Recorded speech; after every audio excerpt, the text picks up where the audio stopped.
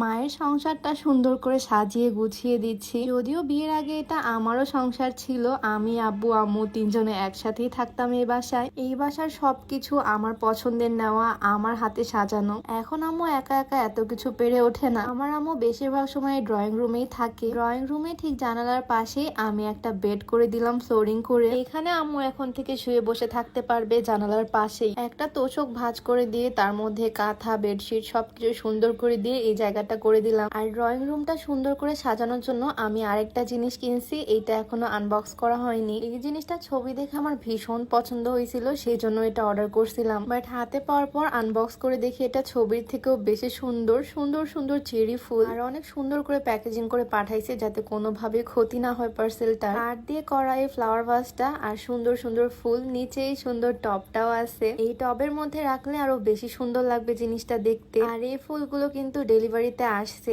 এগুলো হাত দিয়ে ছড়াই দিলে আরো বেশি সুন্দর লাগবে। ঘর সাজাতে এই জিনিসগুলো আমি ভীষণ পছন্দ করি। আগে আমি বাজারে গেলে এই বাসার জন্য ড্রয়িং রুমের জন্য সুন্দর সুন্দর ফুল নিয়ে আসতাম। এখন যদিও এখানে থাকা হয় না, বাট আমি অনলাইনে অর্ডার করে দিছি সুন্দর সুন্দর ঘর সাজানোর জিনিস। বড় চেরি ফুলের গাছটা তো অর্ডার করছি, সাথে আরেকটা ওয়াল হ্যাঙ্গিং নিছি আমি। এই জিনিসটাও সিম্পলের মধ্যে ভীষণ সুন্দর। এই টিউলিপ ফুলগুলো মাঝখানে রেখে দিতে হবে আর এটা দেওয়ালে টাঙ্গালে অনেক সুন্দর লাগবে দেখতে।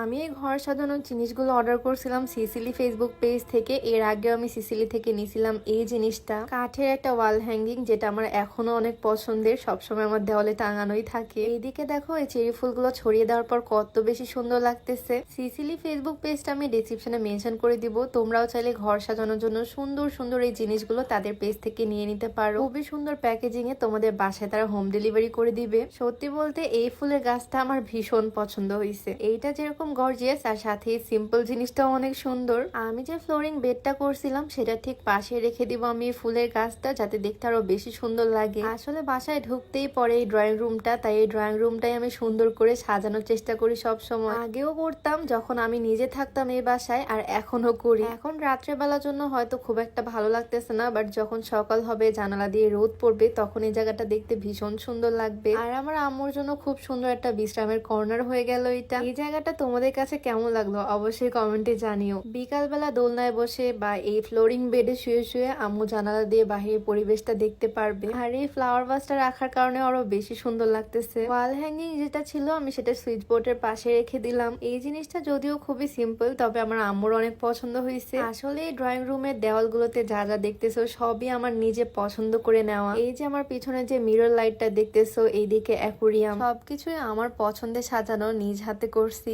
আমার তো মনে হচ্ছে এই কর্নারটা বানিয়ে আরো বেশি সুন্দর লাগতেছে ড্রয়িং রুমটা। তোমাদের কাছে কেমন লাগলো অবশ্যই জানিও। তো আজকের ভিডিওটা এখানেই শেষ করছি। সবাই ভালো থাকো, দেখা হচ্ছে নতুন কোনো ভিডিওতে। সবাইকে আল্লাহ হাফিজ।